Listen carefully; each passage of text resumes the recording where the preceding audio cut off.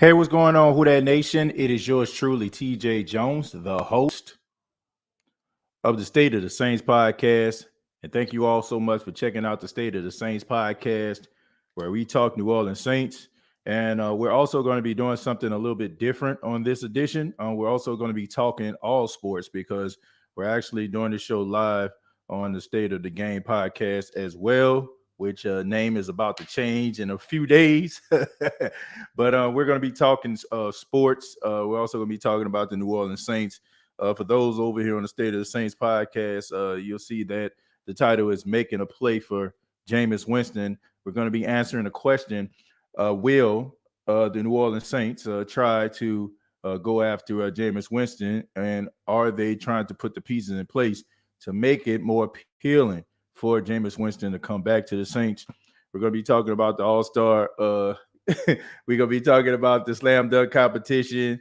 And we're also going to be talking about Eric Bieniemy because he is in the news as well. But thank you all so much for being here. Really do appreciate your time. Shouts out to everybody that's filing into the chat. I ask that everybody that's here right now, go ahead and hit that like button. Let everybody know that you enjoy the content here. And about to go ahead and get started, man. I talked about on the last episode, I talked about how you have some Saints fans that have been jumping off the ledge. You have a lot of Saints fans who are very, very young, inexperienced when it comes to following this football team, and they only know life that involved Drew Brees and Sean Payton. But it is what it is. The fact is the Saints have to move on.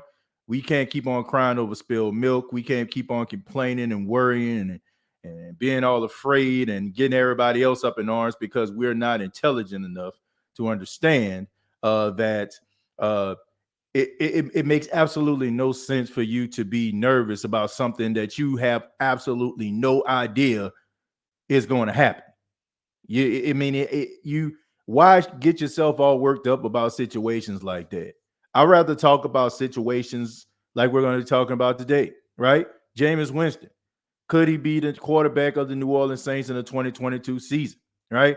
Will he be that quarterback? If you look at the way that the Saints are trying to construct themselves when it comes to the coaching staff, you have to say that the Saints are really going to try to make a play at Jameis Winston. I don't think it's a coincidence that they decided to keep Pete Carmichael. Pete Carmichael is a guy who is a guy who has followed Sean Payton since he's gotten here. He understands Sean Payton tendencies, the playbook in which Sean Payton ran. And I think it would make Jameis Winston more comfortable. What a lot of people aren't understanding is Jameis Winston would be going into his third season as a member of the New Orleans Saints. You remember he set a whole entire season when Drew Brees was the quarterback, and he was almost like, he took like almost like an apprenticeship, so to speak, right? So he sat behind Drew Brees to learn the defense, to kind of mirror Drew Brees. And then when Drew Brees retired, he got an opportunity. So this would actually be his third season as a member of the New Orleans Saints. And I think that it would be a great addition if Jameis Winston was to sign back. And I think that Jameis Winston wants to sign back. I think Jameis Winston wants to be a part of the Saints. I think he likes the fact that the New Orleans community, for the most part, have embraced him. I like the fact that, you can tell that he really took it upon himself as a badge of honor, to lead this team to the next generation. And every video that you see him working out doing rehab, you see him have a Saints shirt on or some type of Saints, paraphernalia sometime. You know what I'm saying? So it tells me that this dude wants to be a part of the Saints. But we know that the NFL is a business. We know that it's a business. You got agents, and the agents' jobs are to get their guys the most money possible. And I'm not mad at Jameis Winston for being a capitalist. I'm not mad at him if he decides to go somewhere else, that gives him money, and it gives him opportunity and maybe even more weapons than he would have in New Orleans. But I will say that I feel that he would be the best choice. I see a lot of people talking about, rookie quarterbacks. I see you hear a lot of people talking about, Russell Wilson, Aaron Rodgers. You see people talking like that. But here's the thing. Here's the reality. I apologize. I got my son calling for me in the background. Hold on 1 second.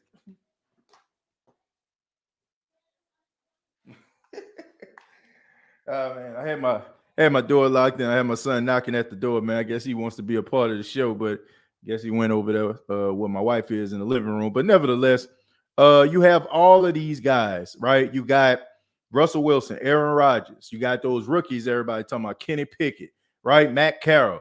All these different guys that they feel like would be better than Jameis Winston. I don't buy into that stuff. I don't buy into that. I think Jameis Winston would be the best choice for the New Orleans Saints. He will be the best choice. And I hope that the New Orleans Saints try to do everything to try to keep him around. I think the Saints can be a playoff team with Jameis Winston as quarterback. I think that they would have been a playoff team if Jameis Winston didn't get hurt. Now, you have some people out there that are not fans of Jameis Winston. They rather get a little bit more of a splash. They rather get somebody that's established and won a Super Bowl because I guess they feel like a person with a name, always seems to pan out in New Orleans, right? I mean, what about that Adrian Peterson signing, right? I mean, that was a killer, right? What about that Champ Bailey signing, right? What about that Jarius Byrd signing? Boy, I tell you, we definitely need a lot of names in New Orleans because that is the way that the Saints are going to get over their hump, right? When you get a good name. I don't care about names. I care about production. I care about how a guy is going to fit inside of the locker room. I care about how a guy is going to go out there on the field and how his teammates are going to respond to him. That's what I care about. All the names and all that kind of stuff. If I'm playing Madden, maybe, that would mean something to me. But Jameis Winston did everything that we would require him to do as a fan, right? Go out there, put forth his best effort, and really just become better than what he was before. There are so many people holding on to this Tampa Bay stuff till it's absolutely ridiculous.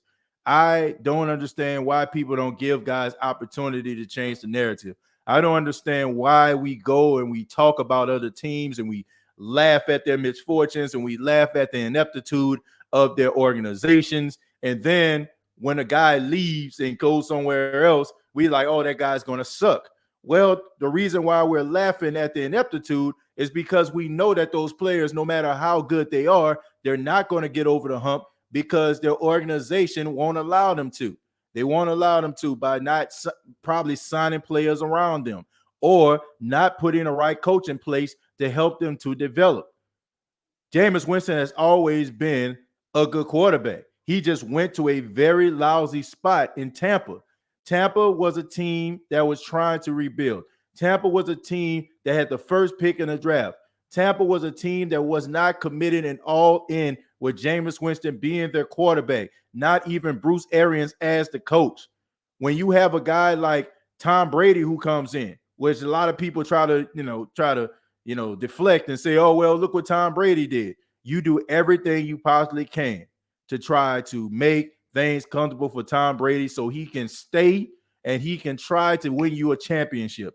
When you're a guy that's not proven, right? When you're a guy who nobody really knows that much about, when you're a guy who has to establish himself, I mean, it's tough, right? Jameis Winston can't walk in a room and say, man, you need to change this offense. They're going to tell Jameis Winston to go sit his behind down somewhere. What have you done?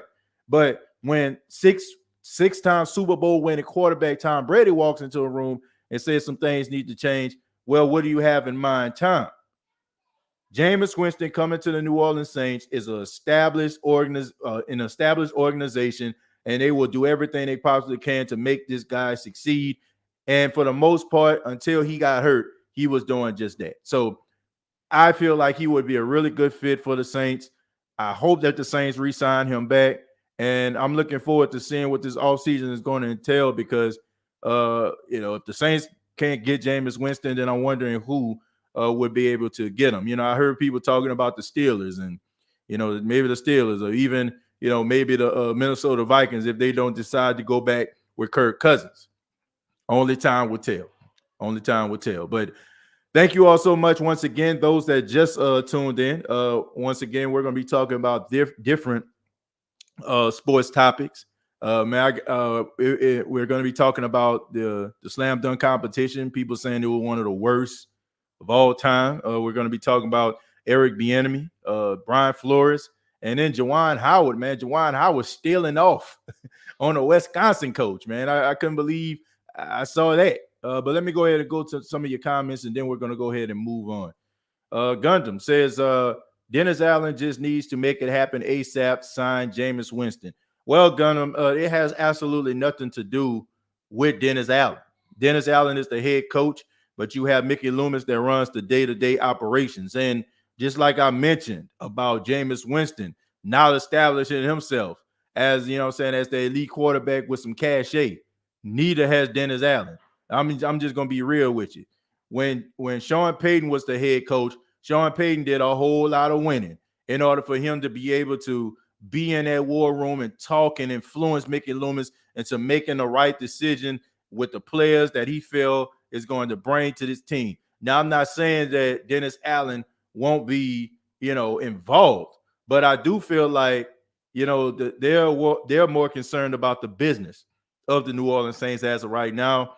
And I don't think Dennis Allen has had enough stripes on the wall, or enough skins on the wall, I should say, in order for him to be a part of that discussion to the fullest extent, like a Sean Payton would. Jerry says, I did check out the HBCU Legacy Bowl on Saturday. Yeah, man, that was a good look right there, the Legacy Bowl. Shouts out to those brothers, man, getting HBCU some attention. Quill Glass, a guy that, I'm really rooting for. I know he went to Alabama A&M, but nevertheless, it's all good, man. He's a really good quarterback, and you have several other guys out there, man, that I'm rooting for. But I'm glad that the HBCUs are finally getting the attention, and I hope this isn't a bunch of smoke and mirrors, because we all know that the National Football League, them boys can go out here, man, and put on a dog and pony show for us, right? They can do that. They can put on a dog and pony show and have you believing that things are actually changing, but in reality, they're not. It's just all semantics, right? You know what I'm saying? That's all it is. It's a David Copperfield act. I want to see these brothers getting drafted consistently, not just because Deion Sanders is the head coach of Jackson State, not because Hugh Jackson is the head coach at Grambling. I want to see these guys consistently go to the draft, because Deion and Hugh Jackson and Eddie George, being at Tennessee State, this should be completely irrelevant, right? It should be completely irrelevant that those guys are actually there. These dudes should be drafted based on their talent and their skill set, and not just because they want to, they feel the pressure of guys coming from HBCUs wanting some attention. Now that these guys are in a room, you have to listen to them, right? It's like, a guy that's trying to push an idea, right? And he finally get the meeting, right? He's in the room. Okay, I want the executives to listen to what this guy's idea is. I want the NFLs and the powers that be to actually see what these guys can do, because these guys have talent too. And yeah, everybody wasn't blessed and fortunate enough to fall to a Michigan or fall to Ohio State or fall to a Florida or LSU or Alabama. But that does not mean that you don't have the skills for what it takes to be a NFL player, man. We've seen guys come from small schools and make huge impacts around the National Football League. So what makes these young kids, these guys, any different from any of those other guys that got the opportunity, right? These guys should hear their name called on draft day, just like all these other guys. Give these guys the attention that they deserve and allow them to get a chance to wow you, all right? I can't wait until we sign Jameis back so the media can shut up with the Saints need to draft the quarterback nonsense. Well, look, that's because they have absolutely no respect for Jameis Winston. It's just what it is. They have no respect for this dude. They have none. Zero, right? Because if they did, they would see what this dude was actually, what he actually did before he got hurt. And you would think that, they would look at it like, man, he can build on this. But that goes to show you they have absolutely no faith in this dude at all. Okay. I don't understand why, right? I don't understand it. I just don't understand how in the National Football League, it is the only sport that guys don't get second chances, right? They don't get second opportunities. They don't look at organizations. They don't look at coaching. They don't look at any of those things. The only thing that they look at is the player. If that player struggles the first 2 or 3 years of their career, then all of a sudden, like, they just garbage. they damaged goods. It's time to move on in a different direction. I just don't get it. You don't see that in any other sport except for football. And I don't know if it's a jealousy thing. I don't know if it's a clout thing. I don't know what it is when it comes to the media. I don't know if these guys just be mad or they just trying to get attention. I don't know what it is, because from what I see out of a lot of these guys, they're very thin-skinned. They're very soft. You know what I'm saying? They always getting mad when one of their colleagues and stuff like that discredit them and say something. They want to pout and talk about all their accolades and all that kind of stuff. But, they quick to talk about these players and put them in a box. I just don't understand that. A player in the National Football League has a right. They have a right to change the narrative. Organizations suck every single year. And I don't understand why it's always these players' fault every time, the team struggles. I mean, you might have a guy with a lot of talent, but he might not have the right coach. He might not have the right players around him to pull it out of him. Why is it that that's so hard to understand? Right? It's not that hard. Coaching matters. Organization matters. Team chemistry matters. Why do people not get opportunities at a second chance in the National Football League like they do in Major League Baseball, in the NBA? I just don't understand it. I don't get it. Maybe because football is such a high profile sport, is bigger than all the other sports that I just named in America. So it's so many eyes on it, so many people critiquing it, and maybe it's just so many ears that are hearing these critiques.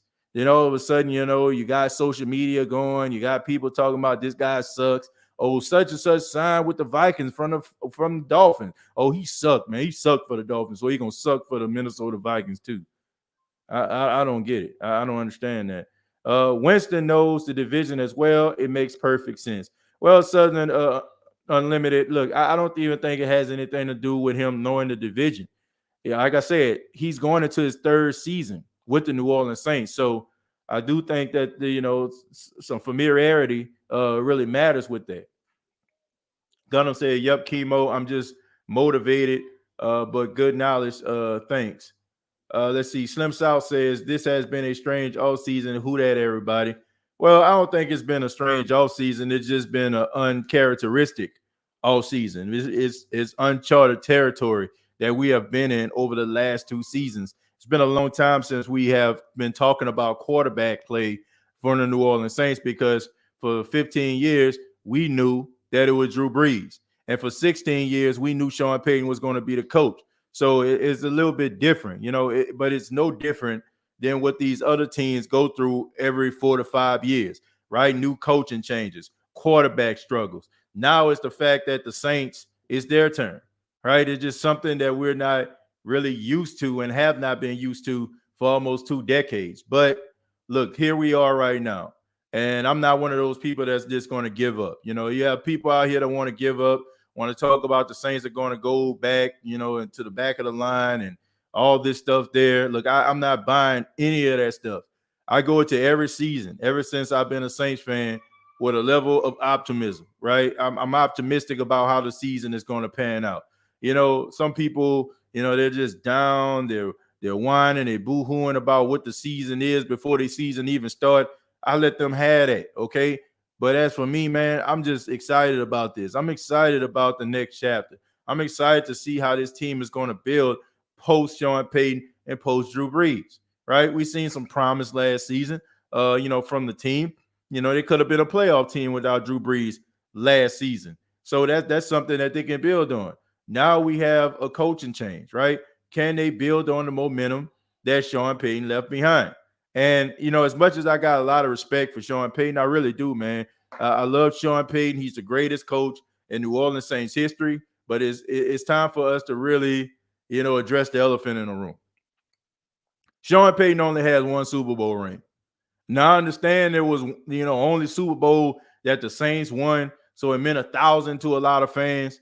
But he only won 1 Super Bowl. Now, the Saints won a lot of regular season games, but they did not make it back to the Super Bowl, okay? 2018, yeah, you know what I'm saying? It was a screw job. I think we all can agree to that. But Sean Payton has 1 Super Bowl ring. 1, right? And we got to admit and be real with ourselves. Between 2006, the first year where Sean Payton was the head coach, and the Saints went to the NFC Championship game and lost to the Chicago Bears, there was some 8-8 seasons, and they had some whispers among the Saints fans. Some of y'all probably don't remember because you were too young. You probably was running around, playing with Fisher Price toys. But there was a gap in between where Saints fans were like, maybe Mickey Loomis needs to fire Sean Payton. And then in 2009, the rest is history. Then you never heard nobody really talking about Sean Payton being fired ever again. But my point is, the respect that you have for Sean Payton as of right now, the adulation that you have for Sean Payton right now, it had to be built up over the course of time. And I feel like if you have a coach that can consistently win, if you have a coach that goes to the Super Bowl, if you have a coach that can keep this team steady, winning division titles, then I think that he would be on the same playing field as Sean Payton. Sean Payton, to me, is a great coach, but it's not like we talking about Belichick here. It's not like he brought 6 Super Bowls to the New Orleans Saints. It is not as if this success cannot be replicated. I mean, that may sound blasphemous to some people, but it's the truth. Like if we act like we was winning 9, 10 Super Bowls or something like that, man. Let's just be serious about this. Sean Payton won 1 Super Bowl. He brought the only Super Bowl to New Orleans. I will give him that. But it's not like it wasn't something that can't be replicated. But, when people talk about that, it's like, man, we had Sean Payton. We had it all. Yeah, you had stability at the coaching position. And, yeah, if somebody gets hurt, yeah, he can find some ways to manipulate, the depth chart in order to make things work. But it's not like we talking about, like I said, it's not like we talking about some Bill Belichick Super Bowls or we talking about Don Shula, or we talking about Bill Walsh or something like that. I think that I would feel a little bit different. Am I upset that Sean Payton stepped down? Absolutely. He's a great coach. But, I just think that people need to understand that the success can be replicated. And to be honest with you, it can be even more success. Imagine if a coach comes in, I'm just saying this hypothetically. What if Dennis Allen won 2 Super Bowls as the Saints head coach? 2. You know what I'm saying? Like, to me, that would, make him on an equal playing field. Because if we're talking about success, what's the ultimate success? Super Bowls, right? That's what people tell me. So if we're judging it based on Super Bowl success, then if he comes in and he wins 2 Super Bowls, what would that actually say? Would that make you miss? Would we still be talking about Sean Payton? Oh, man, I sure miss Sean Payton. No, we would not. So it is not like this success can't be replicated. I just think that Sean Payton represents a feeling. Sean Payton represents a feeling of confidence that Saints fans did not have before he got here. And if you had it, it was very sporadically, right? It was few and far in between. It was success here, then a couple of years, then I feel good. But it was consistency, right? That is what people have fell in love with. They have fell in love with the consistency of feeling good, right? And I understand that, but I've seen better from the coaching position. I've seen, I've seen success. Like I think about this, right? Matt LaFleur, right? Matt LaFleur has been with the Green Bay Packers, what is about 3 years, right? 2 or 3 years. Okay, we're going to say, about 3 years, right? His first 2 years, he led them to the NFC Championship game. You know what I'm saying? His third season, they got eliminated in the divisional round. But they had number 1 seeds for the past 2 seasons. Would you say that, that's a pretty impressive season? I would say that it is. If Matt LaFleur goes on to win 2 Super Bowls, who knows, man? This dude might have a statue outside of Lambeau Field. So it all depends, man. Sean Payton, to me, once again, represents a feeling of confidence that we've developed over the course of time. And we feel like, that confidence booster is going away. Because it can't be because you think the team is not going to be good. It can't be that. It can't. You really, honestly, just can't believe that the team is hopeless now that Sean Payton is gone. I hope not. I hope that we have people with more faith in this football team and this organization than that. Chosen. I honestly think they should bring Drew Brees in as a quarterback coach. We could get the most out of Jameis then. Josh, I don't know about that, man. Like, just because a guy is a good quarterback or a good player in general doesn't mean that it's going to equate to good coaching. And I understand that that Drew Brees coaches his son's flag football team, but I'm pretty sure it's better of, what I'm saying, it's probably one of those situations where it makes the kids feel good, and it feels like, what I'm saying, he's actually bonding with his kids. But I don't know Drew Brees as a quarterback coach. I don't know how Drew Brees would be as an actual NFL coach. I don't know how that would be. Some guys can coach after they leave and it pan out for them, and then some other guys just can't. Sometimes great players, it's hard for them to coach, man. Hard for them to be head coaches. Hard for them to be skilled coaches because I can't remember who said this. It may have been Skip Bayless. It's like, because people don't understand. No, it's Shannon Sharp. He was like, because he said that he would never coach. He said, because I just can't understand. He said how a guy can't really go out there and try to put his best foot forward. How he, not concerned about what he put into his body, his mechanics, his ability, his sleep regimen. He said he don't understand that because only thing he thought about his entire career was being great. And sometimes, like, those guys expect greatness from the guys that they coaching, and they get extremely frustrated. And we all know that guys have egos, your ego, because you expect this dude to be great. And the other guy's ego, like, man, who you think he talking to? Yeah, he great, but man, you don't know me like that. I think it can be a clash of heads. Mascot says, I'm excited to turn the page to start a new era under DA. Yeah, I mean, I'm excited about seeing what this team is going to do. Mask Up was good. Chosen giving a shout out to Mask Up. Let's throw it down a little bit. Daniel says, trust me, TJ, I'm not losing no sleep over Sean Payton. Me personally, I really think we can be a better team without him. My opinion, but it is to be determined. Yeah, I think that the Saints can be a good team. You know what I'm saying? I think the Saints can win football games. I think the Saints can go to the postseason. I think the Saints can win a championship. I really do, man. I think that this is a really good football team, and I think that they have some really good players. And you add some guys into the locker room, some extra playmakers offensively and a signal caller. I think they'll be okay, man. I think the Saints will be just fine. Payton has the same amount of Super Bowls as Brian Billick. I mean, good point. Good point, Dex. Saints Pelican Nation, Dennis Allen don't have no ego. Look, I don't believe that. I think that everybody in sports, coaches, players, I think they all have egos.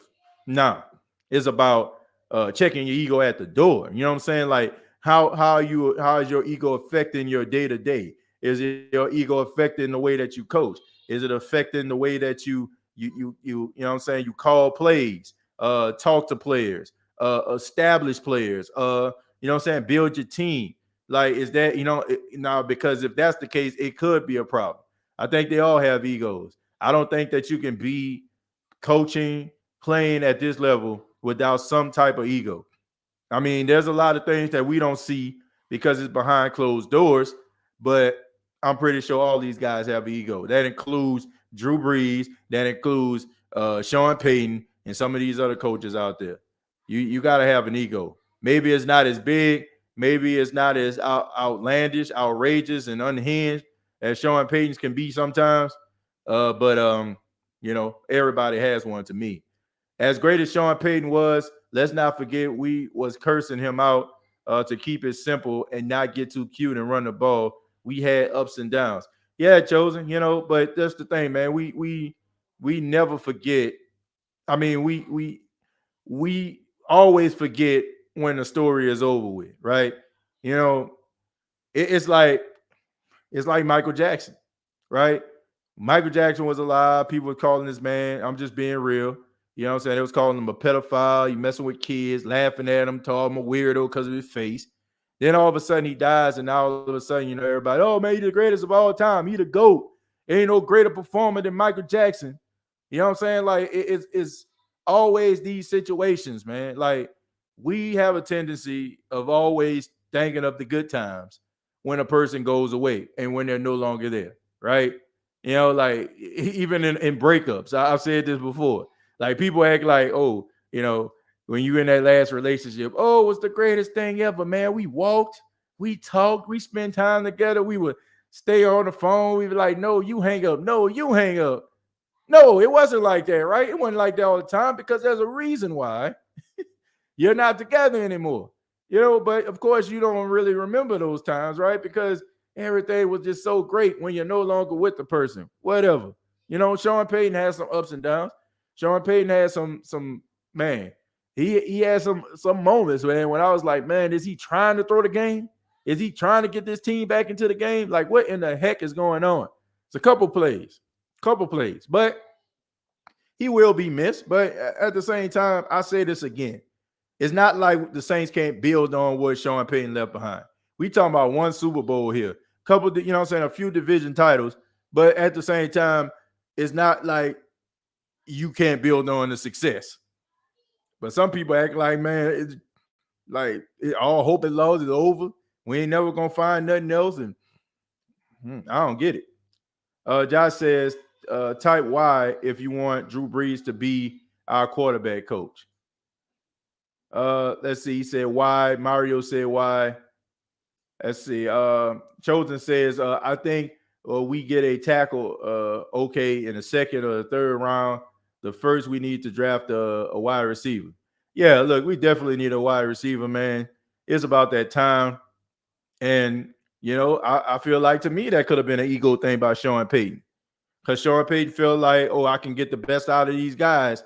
I know the type of guys that I have right here. I think you're going to start seeing better wide receivers, like guys that came from well-established schools. I think going to be some guys that we actually seen play on the college level, and we didn't have to, take a canoe ride and ride through the rainforest and meet a great sorcerer, then climb up a few stairs to the top of a pyramid in order to find the guys. I think it's going to be guys that we remember from, Sugar Bowl, Orange Bowl, Fiesta Bowl type games. You know what I'm saying? I think that we're going to start seeing stuff like that. Rose Bowl.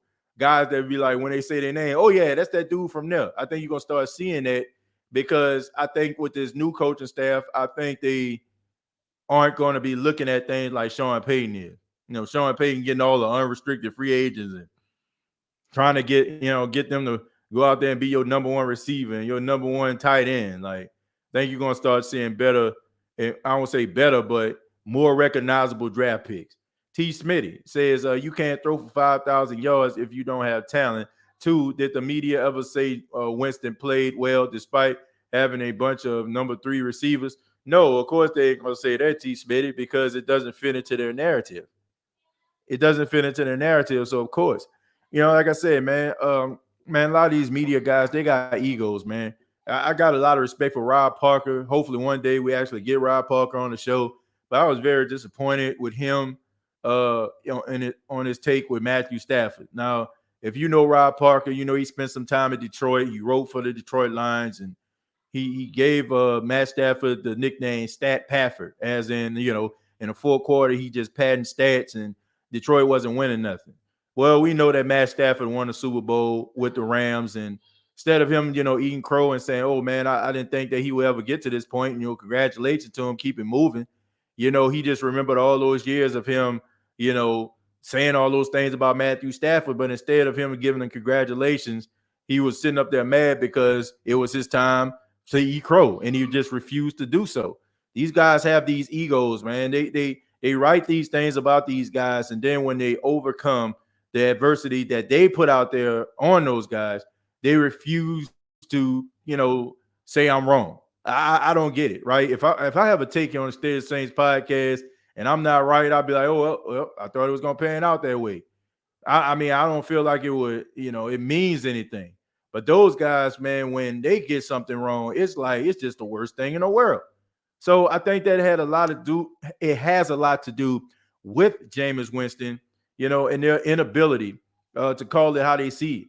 Like this dude threw for what, 5 touchdowns in the first game of the season, right? He threw 5 touchdowns, but people were talking about the yards that he put up. Well, it was only 230 yards. Yeah, but it was 5 touchdowns.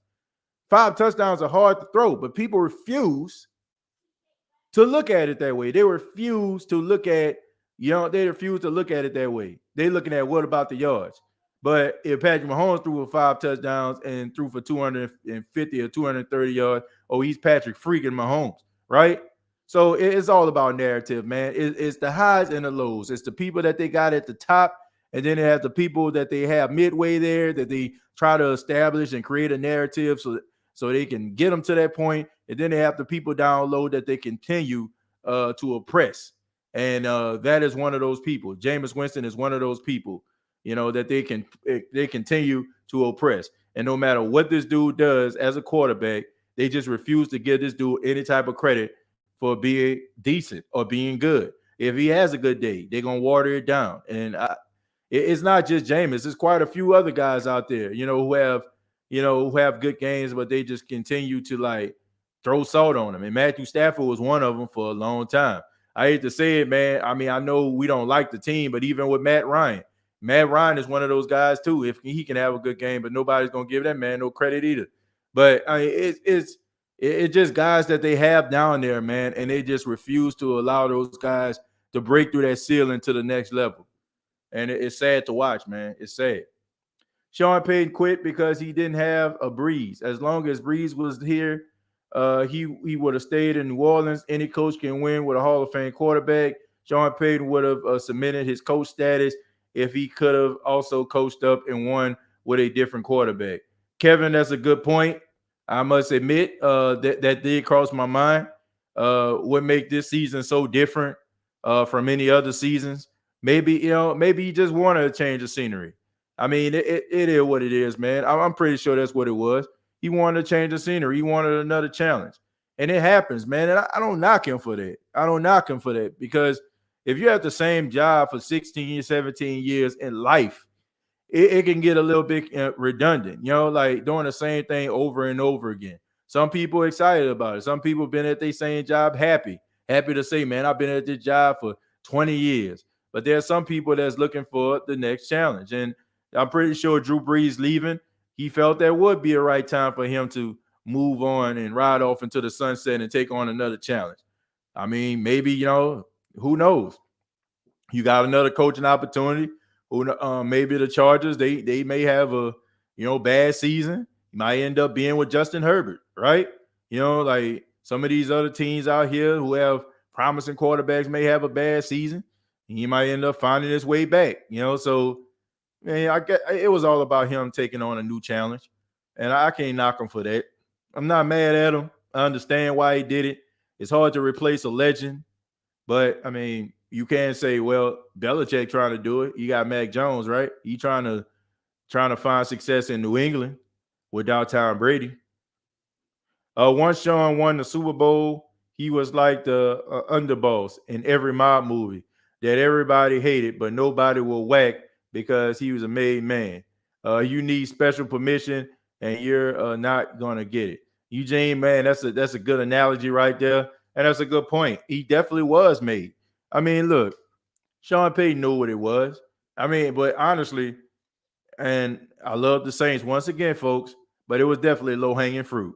If you win 2 or 3 years consistently, that was a step up as a Saints fan. Winning a Super Bowl, you're a freaking god, okay? I'm surprised Sean Payton doesn't have a street named after him, but it's coming soon.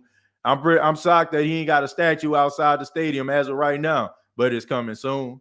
I mean, it was just one of those things. Like if Sean Payton would have won in New York and won Super Bowl, and you know what I'm saying, yeah, you won, but who cares, right? If he would have won in Green Bay, yeah, you won Super Bowl, but who cares? If you would have won in Pittsburgh and been a coach, yeah, you won, cool, hooray, but who cares? What are you going to do for us? There's nowhere in the world, if you were like in the cities like that, you would have been established as long as you have been in New Orleans. But the thing about it is we had nothing to compare it to. That's why you have people crying and whining on social media right now, talking about all hope is lost and the sky's falling. Well, let me tell you something, Chicken Little. It's all because we have nothing to relate it to. So he was a made man, Eugene. You're absolutely right. Because he had nobody to compare him to. You had nobody to compare him to. Who? Jim Mora?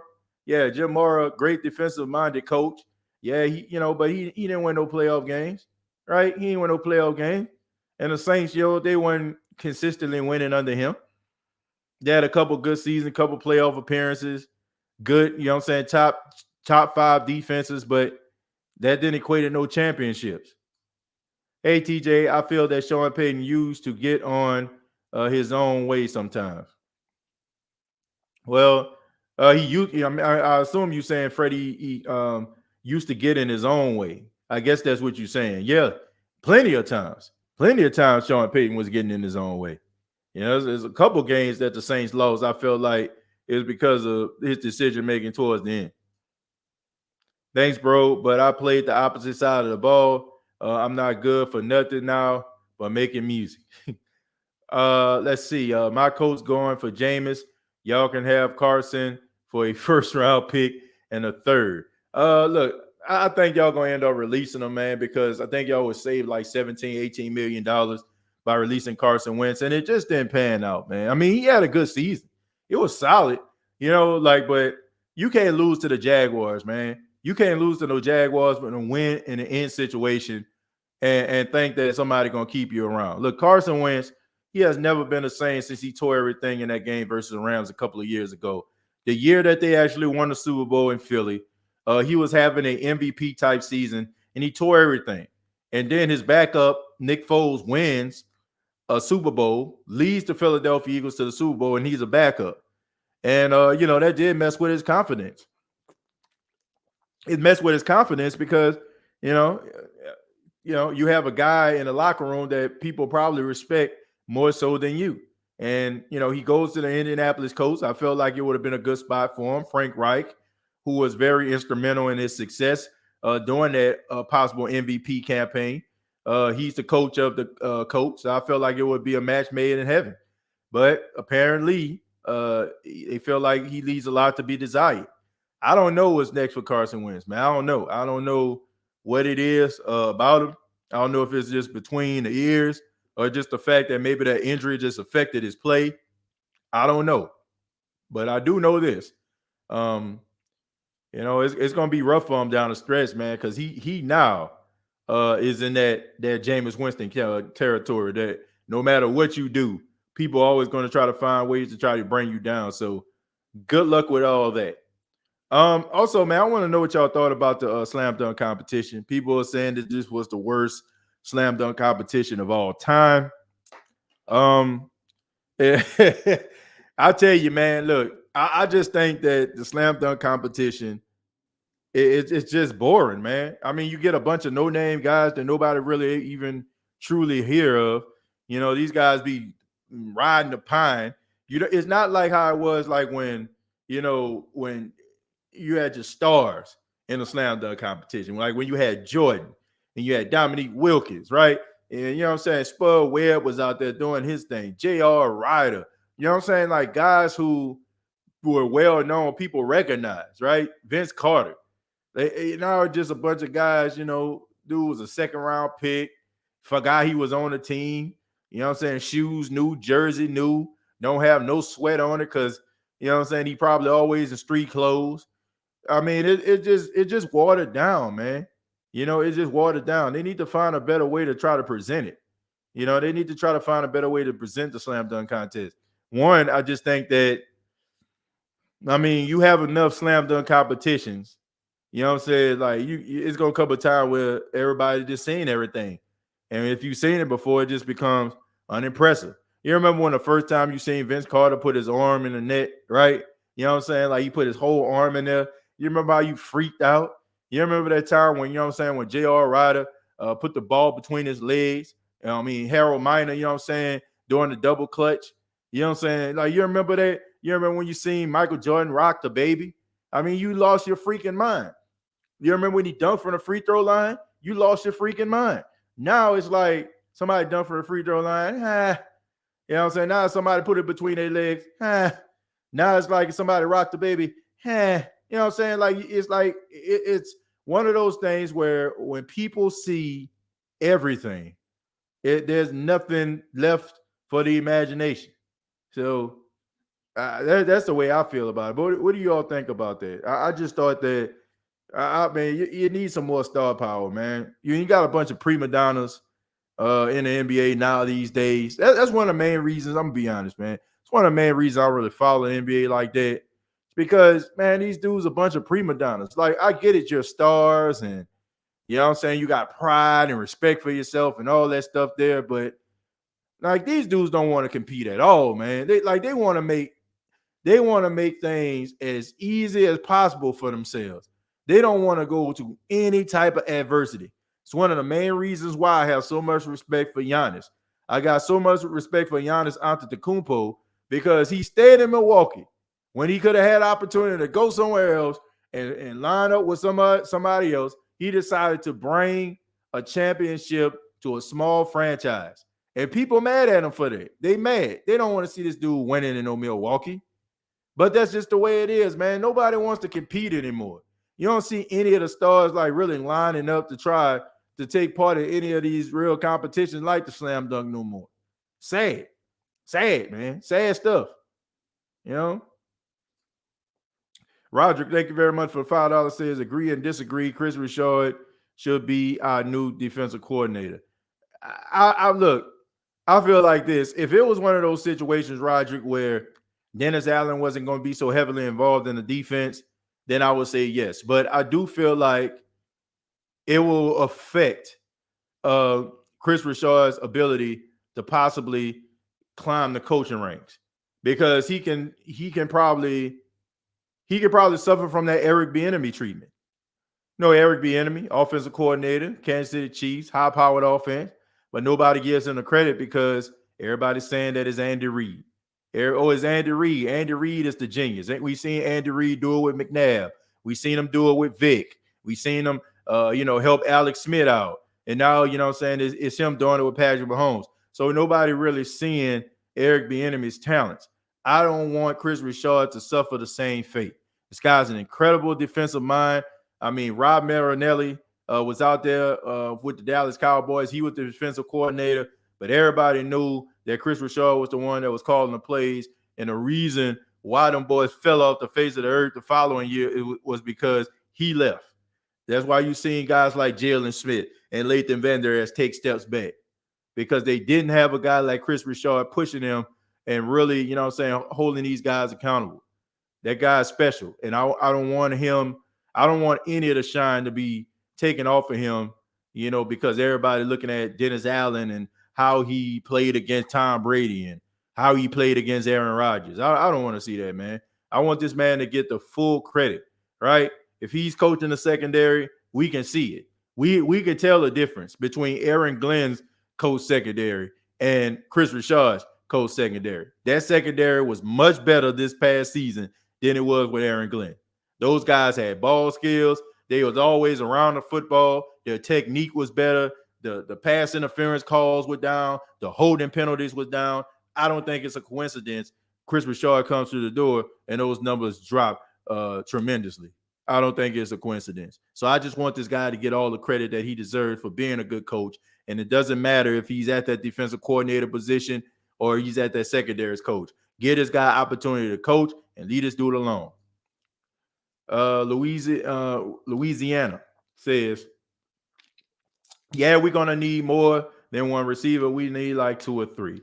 Look, I think we need a 2, and I think we just need somebody else that can give us 100 yards. We need somebody else that can demand a double team. Like, we know Michael Thomas is coming back. He's all in. You know what I'm saying? He's dialed in. I love it. Right? We know that. But we need somebody else that can get that 100 yards. We need somebody that could be a matchup nightmare. You see, like, even in Dallas, right? You got Amari Cooper. Amari Cooper get double team. Here comes CeeDee Lamb. CeeDee Lamb, okay, you got him. Well, look at Michael Gallup. The Saints need a 1, 2, and 3 punch like that, right? I think Callaway can serve as that 3, but they definitely need somebody that can go out there that got good hands that can catch consistently. And if something just so happens to happen, and I'm knocking on wood when I say this, to Michael Thomas, You have somebody else that can go out there and that can demand a double team and can pick up the slack. Davenport, 20 sack, Hall of Fame.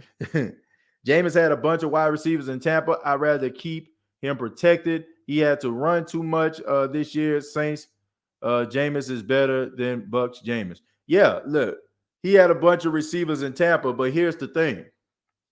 If a team knows that you're going to be throwing the ball a million gazillion times a game, it's not good, man. You know what I'm saying? They're not going to put 8 in the box. They're not. You know what I'm saying? Like, they're going to, you know what I'm saying? They're going to be playing shell coverage out there. You know what I'm saying? They're going to be playing that cover 2. You know what I'm saying? It depends on if your wide receivers can get off man coverage. They're going to be playing man to man. You give the defense too many, you know what I'm saying, too many ways to stop you. Okay, you got to keep the defense guessing.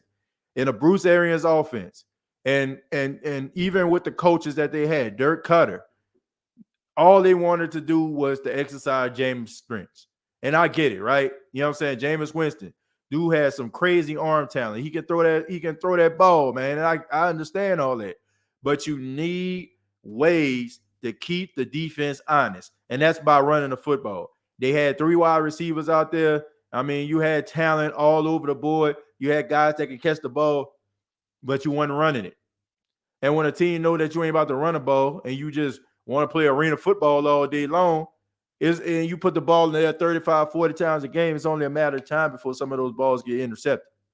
You got to have a balanced offense. And I think the reason why Jameis worked out in New Orleans is because the Saints tried to be balanced with him. We were mad that they were too balanced. They were running the football, with Alvin Kamara, and he was throwing the ball about 20, 21 times a game at the beginning of the season. You need balance. And Tampa did not have balance when he was there. You know, there were no 2 running backs. There was no Fournette and Jones. There was none of that. There was no good offensive line. There was none of that. You know, you have to take that into consideration. We might need to look at free agency this fall season for O-line. Let's see, a lot of teams will draft O-linemen early to draft. We might need to get a good weapon, no matter if it's wide receiver, tight end, or running back. Tidra, yeah, that's a good point.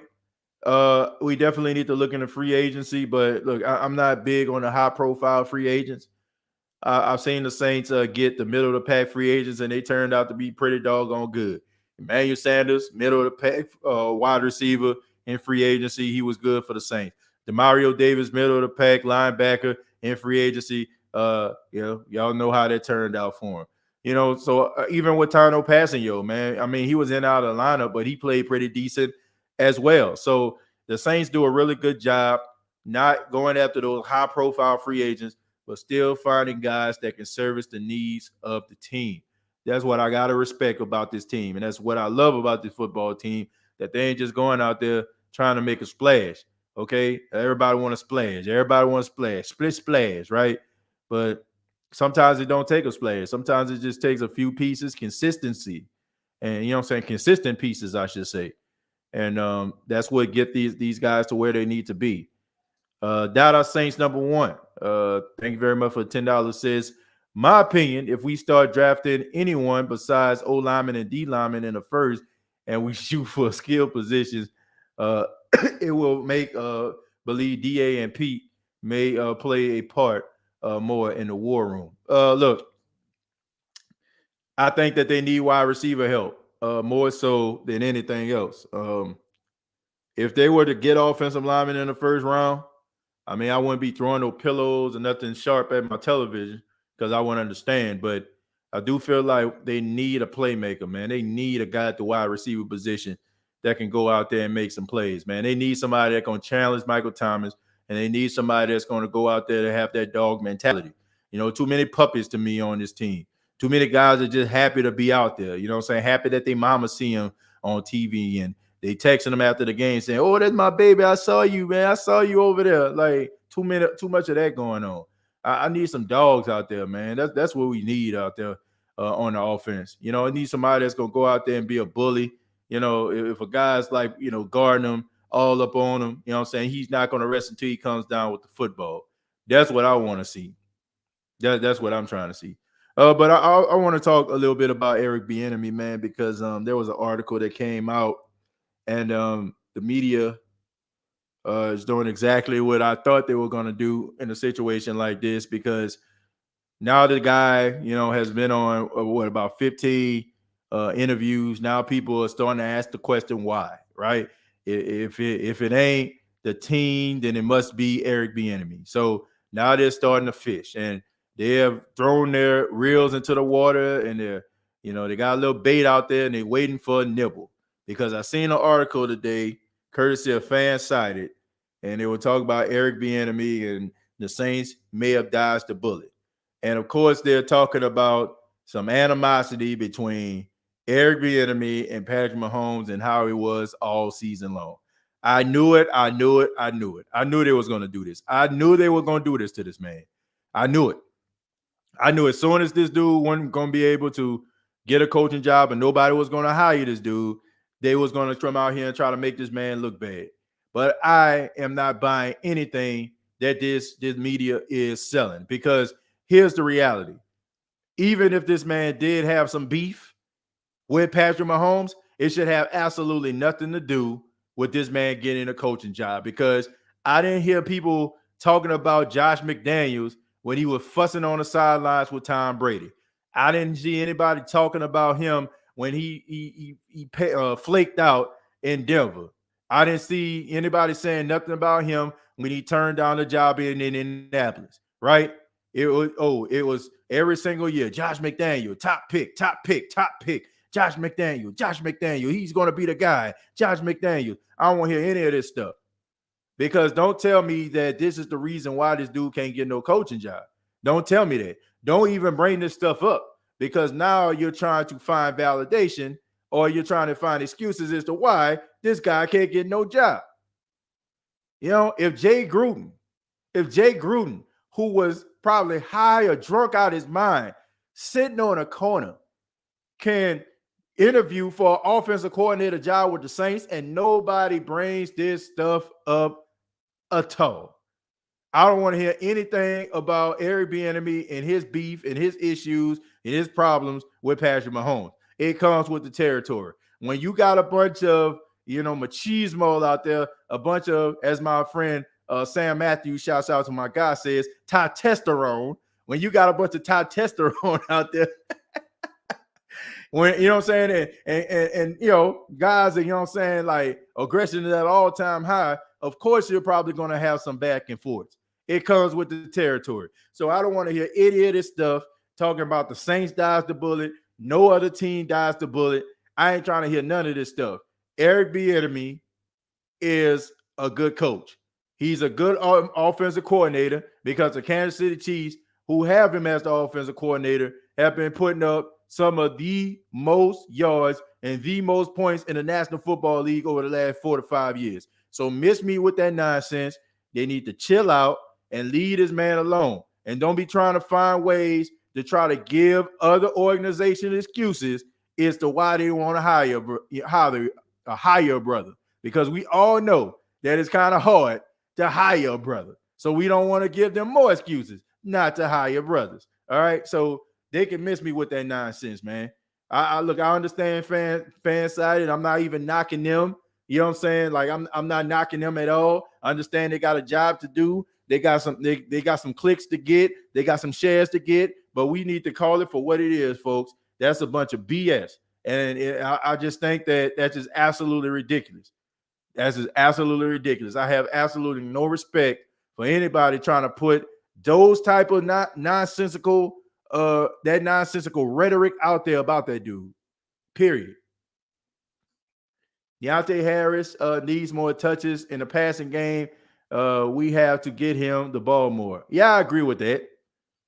I'm pretty sure they're probably going to find ways to get him involved.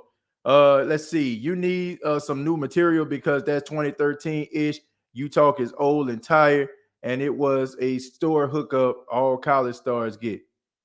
What are we talking about here? And it was a store hookup all college stars get. Oh, I don't know what that was. I don't know what we talking about here. The balls. What y'all talking about, man? I kind of missed that conversation. Let's see. Hey, TJ, is Mark Ingram a free agent or is he under contract? He under contract. He under contract with the Saints. I think he signed like a 2-year deal. So yeah, he's still there. You think we signed Quan back? That's gonna be a tough one. Based on what I've seen out of Pete Werner and his ability's gotten better. And if you notice, man, you start to see like Quan Alexander not be on the field in certain situations. So I don't know, man. And it all depends on what he's asking for. It all depends. I mean, he's getting up there in age. He has a history of being injured. So I don't know. P says, have you seen Bel Air? Yeah, I've seen Bel Air. Good show. A little bit different from the Fresh Prince we grew up on, but yeah, I like the storyline, man. I like the suspension of imagination. Looking at these characters from a different lens. 2014 called "Want Their Crab Legs" joke back. Yeah, man, I'm done with that. If you can't get over that, like, it just you just never will, man.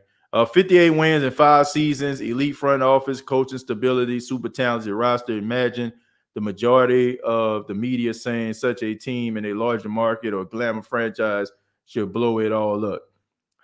Yeah, I don't understand that. I don't understand like how you have some fans out here talking about blowing the squad up. I mean, you don't do that. And that was not only did I hear that from you, Eugene, I seen Nick Underhill. Shouts out to Nick Underhill. That's my guy, man. I heard him mention something kind of that resembles what you just said. I mean, why would you want to blow something like that up? Why would you want to blow up a promising thing? The Saints had one of the best defenses in the league. All they need is a couple of pieces on offense and be able to try to, build off what you did this past season, and you should be okay. Cartel Bro says, what up, TJ? I really like the idea of John Michie in the first round. A solid D tackle and a O lineman after. Yeah, but I think with him, you're going to have to wait for that. You're going to have to wait for it. Will he be ready for the start of the 2022 season? Now, they say the best things come for those who wait, right? We seen, I want to say, when a couple of years ago, when Willis McGahee tore everything he had in a national championship game against Ohio State. Some of y'all know what I'm talking about. Some of y'all don't.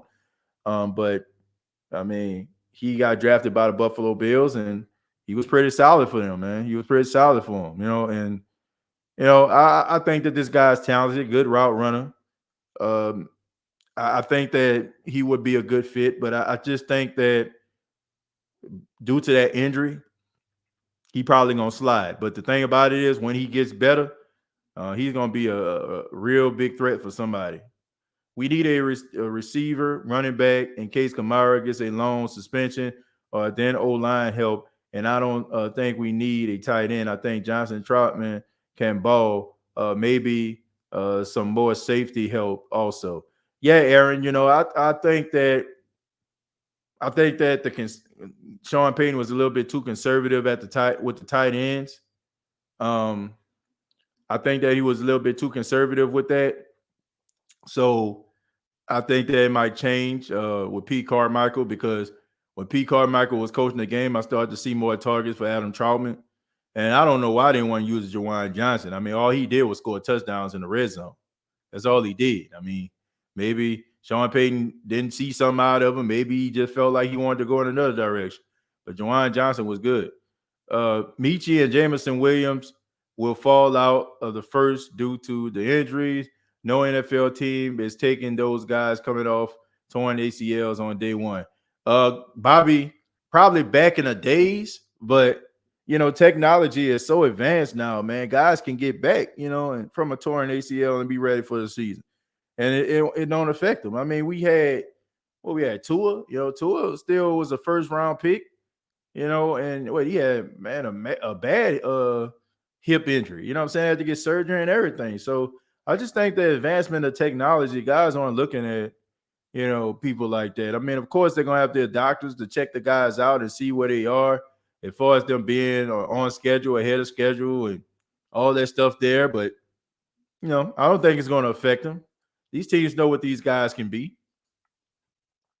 Cass says, how do you feel about the USFL? I mean, I don't have a problem with it.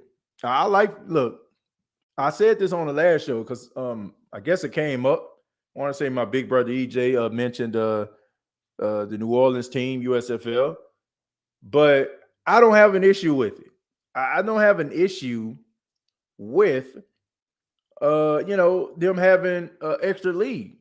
I know some people may not want to buy into it or like it, but man, look, I like the fact that these guys can go out here and follow their dreams.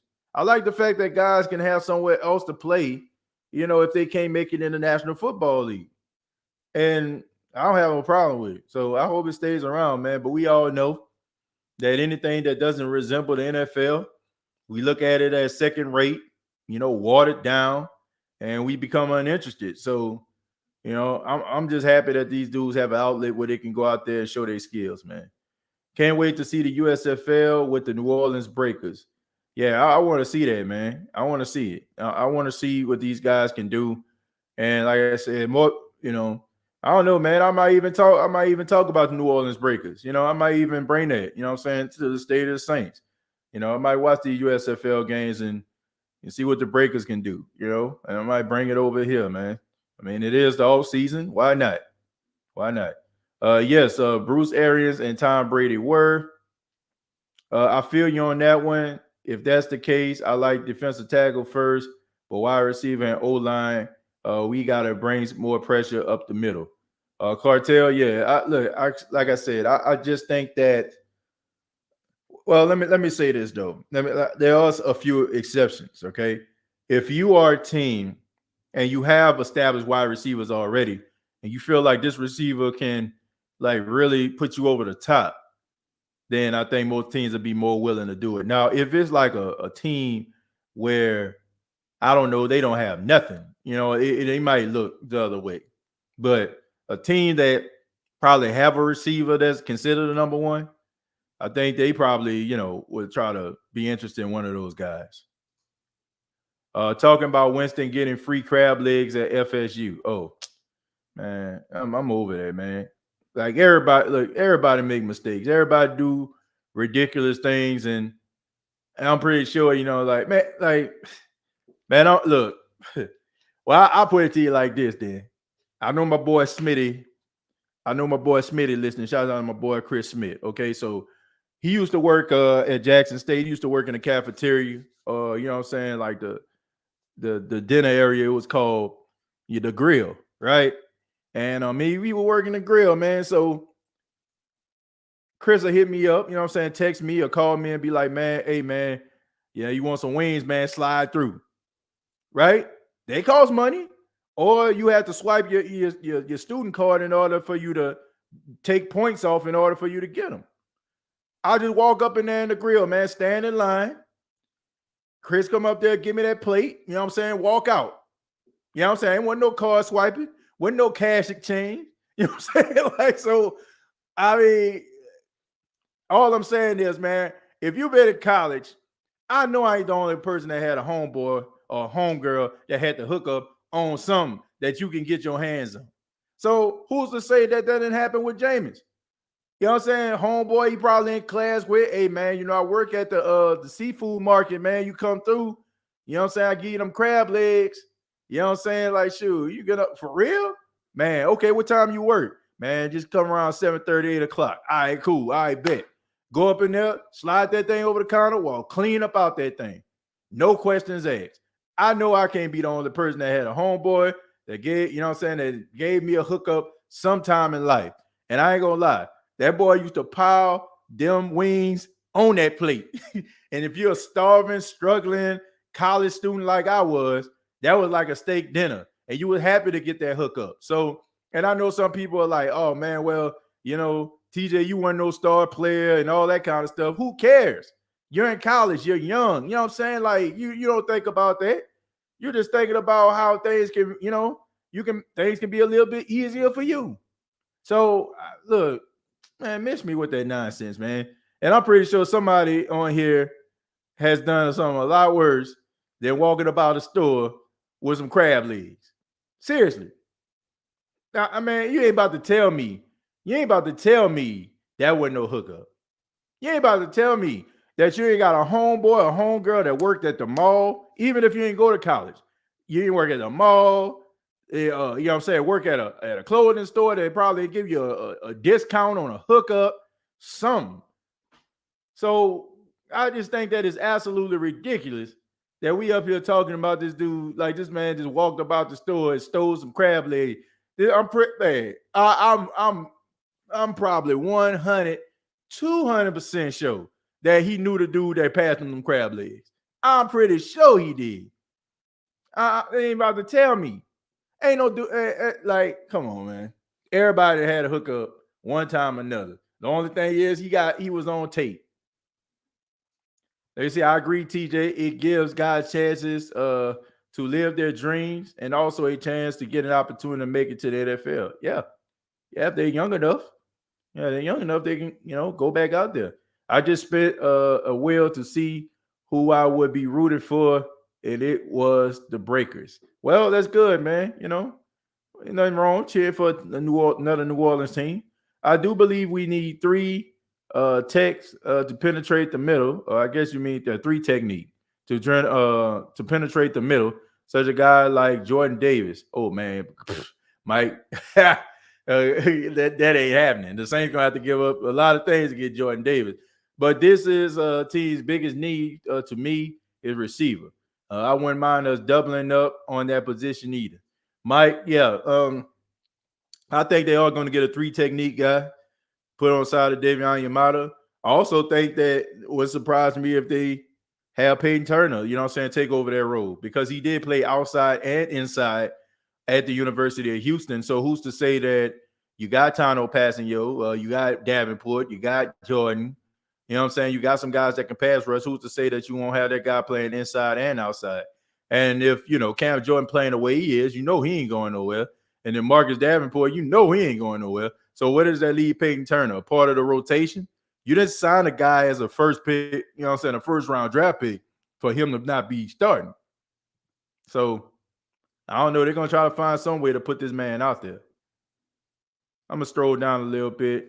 Tano Passanio was not the same last year. Hurt or not, he was extra good in KC. He was good in New Orleans. Yeah, he had some good spots, Paul. I just think that injury, the injuries throughout the season kind of caught up with him. But the dude, he played decent, man, for what, for what it was worth. He was decent. He was decent. What he had about 4.5 sacks last season?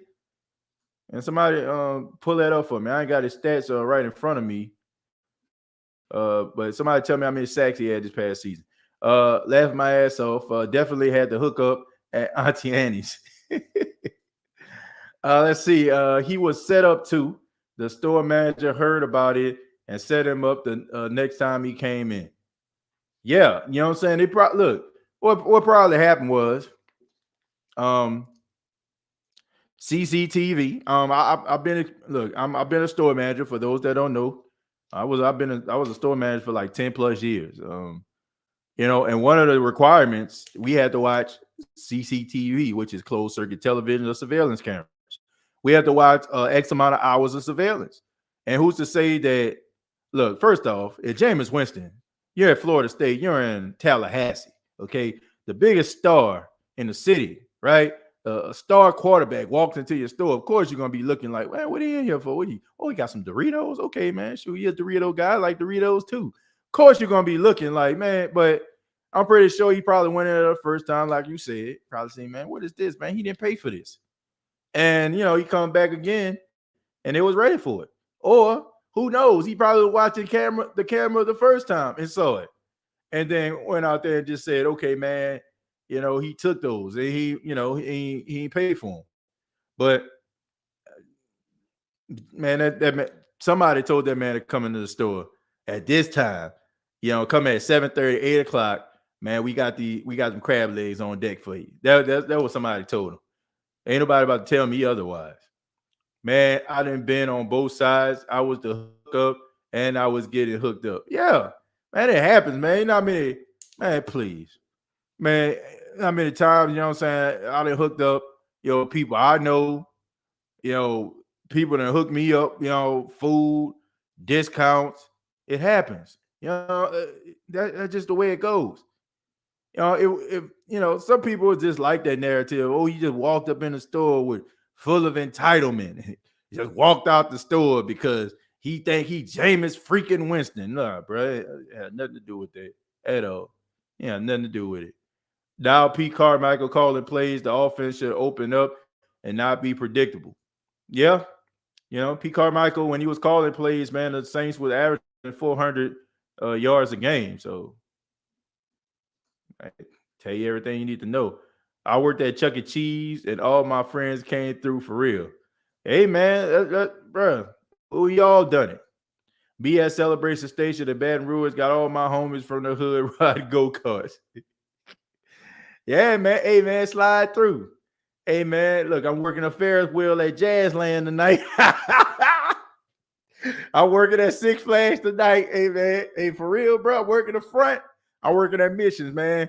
What time you going to be there, man? I'm going to be there. Shoot, my shift start at 4. Okay, bro.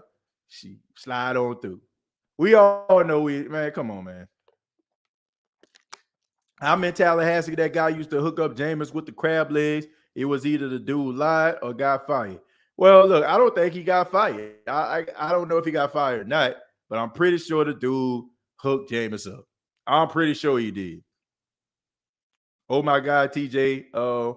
When I went to Pearl River Community College in Poplarville, Mississippi, the cook at the campus grill would make me a special burger. He ended up calling it the Dean Burger and put it on the menu. And Piano Dean, look, hey, we all have stories, man. We all have those stories about somebody hooking us up on a consistent basis, right? I will hope so. And if you don't, then maybe you need to get yourself some better friends. You need to get yourself some better friends. As long as we pick somebody from a school we heard of. Exactly. Don't sleep on Dalton, defensive tackle. Definitely ain't sleeping on him. Definitely ain't sleeping on.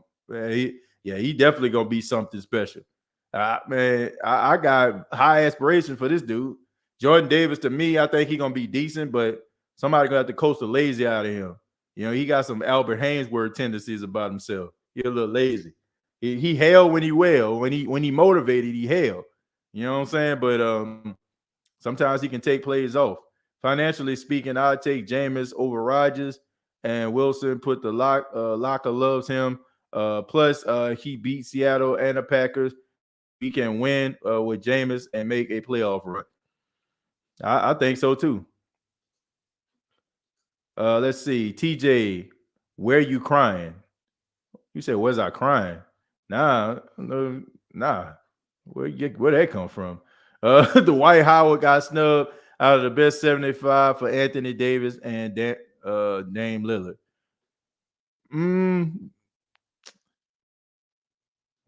I like Dwight Howard. I definitely have a lot of respect for him. You got to take into account this dude led the Orlando Magic to the NBA Finals, even though they lost to Kobe and the Lakers. Still, he carried those guys. And before he started to have like back issues and stuff like that, he was the most dominant center in the league. Him and Andrew Bynum, were like two of the best centers in the league. So yes, I do think that you need to put him to consideration. Anthony Davis, very talented guy, freak of nature when it comes to like his size and his ability to pull up for three and all that kind of stuff. Whatever you want to say about him leaving New Orleans, the words of Ross Jackson, he didn't thank the city of New Orleans at all before he left. But he does have a championship, and he, does have a history of injuries. But Damian Lillard is another guy I have to say got to put on that list. Any guy that I feel carries a team to a championship, right? A team that without that guy, they wouldn't be sniffing no championship. I gotta have respect for him. I also have respect for guys that want to stick around and try to build a championship their way, not going out here trying to combine superstars together to win championships. But guys that try to stay put with the team that drafted them and try to make a run at the championship. So those guys are always going to get the extra thoughts and consideration from me. So yeah, I think Dwight Howard definitely belongs there. Because I remember that, man. I remember we had with Rashard Lewis, was out there. He had Hito Turkoglu, Jameer Nelson. I mean, man, look, I like Hito Turkoglu. I liked him when he played for the Kings. Like Rashard Lewis, you know, he played for the Sonics and all that kind of stuff. But man, none of those guys, to me, you ain't winning no championship with that. You know what I'm saying? It was just him. It was just Dwight Howard and a bunch of role players. Shy Tuttle is too fat. He needs to keep weight down before he be another Norman Hand. Wouldn't be surprised if Shy Tuttle end up going to another team this season. You know, it wouldn't surprise me at all. I think the Saints like Roach a little bit more than Shy Tuttle. But I had to hook up at Dillard's on that cool water cologne. Hey man, anything. Hey, it don't matter what it is, man. You got that hookup though. You got that hookup. But you know, a couple things that I'm really looking forward to, you know, this all season is one is the NFL draft. I would like to see what the Saints are going to do. I heard offensive lineman, I heard defensive tackle, I heard wide receiver throughout this show. But I'm interested to see what direction that they're going to go in. You know, are they going to go out here and you know, draft a wide receiver? Or are they going to get a quarterback? You know, I'm interested to see that. I'm interested to see that, man. I can't wait, man. I cannot wait. Master P made a whole movie about you got the hookup. Yeah, man, with the cell phones, man. That's a hood classic right there. That's a hood classic. I got the hookup too. They could have kept that where it's at, but you know, one with AJ Johnson, Master P, the original. That was a cult classic. It's crazy. Drew Brees never won MVP, even though he was the most valuable to his team. Yeah, man, but he played in a Tom Brady, Peyton Manning, Aaron Rodgers era. You know, like he wasn't beating out Peyton Manning and he wasn't beating out Tom Brady.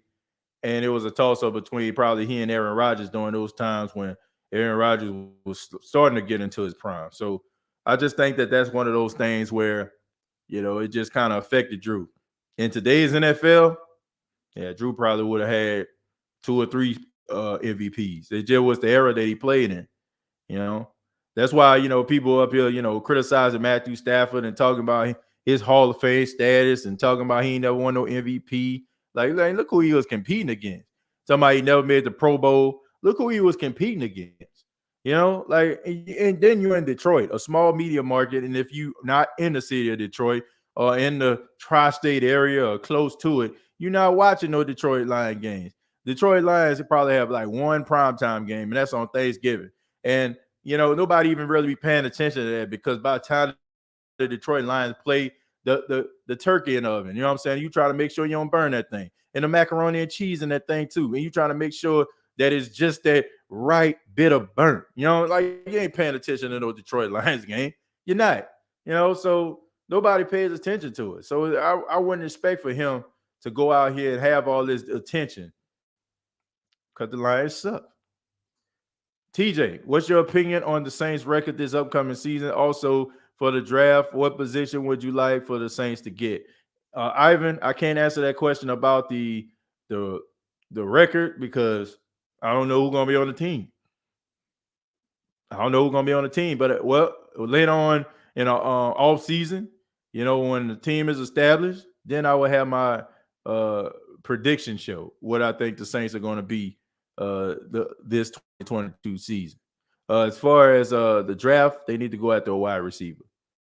I saw what happened after the game was over with Juwan Howard. Yeah, man, that was crazy, man. Juwan Howard stealing off on an assistant coach of Wisconsin.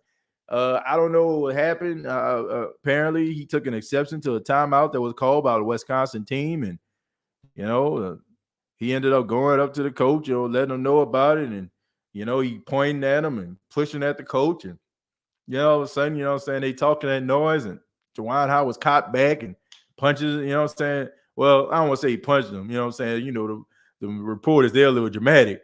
All he did, he took his 5 head, you know what I'm saying, his hand, spread it out, and just reached. I show how I got a little country in me. Not retch, but he reached over. He reached over the top and he hit the guy like with probably 3 of his fingers. But the reporter was like, oh, he hit him. He cold cocked him. I'm like, what? Like, what are y'all talking about, man? That wasn't no cold cocked. You know, like he reached over him with 3 fingers on his face and put 3 fingers in his face. But I mean, you can't do that, man. Look, if you expect like certain things from your team, you can't be doing that as a coach, man. Their attitude reflects leadership, right? You can't be over here, trying to slap up coaches, because after he did that, then the players felt like that was the green light for them to go out there and try to steal off on Wisconsin players. You seen players like swinging and punching and all that kind of stuff there. So it's not a good look. It's not a good look. I understand that you lost, you're mad, you feel like you could have coached better that day. But that wasn't a good look for Juwan Howard, man. He for the most part, he's doing a pretty decent job. Michigan is not like having the best season in the world this season, but I mean, he has brought some success to them, and him being, a member of the Michigan Classic Fab Five team, brings a level of nostalgia there. And I think that he's what the doctor ordered, man, as far as, getting those guys better recruits and, trying to establish Michigan as as a top team again. That cool water was the official HBCU cologne from 93 to 95. Oh man, I'm pretty sure it was, man. But that's way before my time. I look, the only thing I knew about HBCUs during that time was watching episodes of A Different World. Hey TJ, I stepped away for a second. Who got snuck? Juwan Howard. And he didn't sneak anybody. Once again, man, he reached over the top of a group of individuals, and a guy maybe was probably about 6 feet away from him. He basically struck down his hand, and 3 of his fingers like hit the top of the guy's face. It wasn't even, he didn't even ball his fist up. And I mean, it's pretty easy to do. I mean, Juwan Howard is about 6'10", 6'11", so it wasn't hard to do. I mean, he's a tall guy, so I mean, it was just unbelievable. But of course, it's gonna make his rounds, and some people gonna be like, he needs to be fired, and some people gonna be like, well, we gotta do better. But I just think that maybe, maybe he's going to get suspended. I don't think he's going to get fired. Not at all. I don't think that's going to happen. What's our cap looking like, or are we still in cap trouble? Well, yeah, we're always over the cap. But shouts out to Kai Harley, Saints executives. They always do the right thing and always get the team where it needs to be.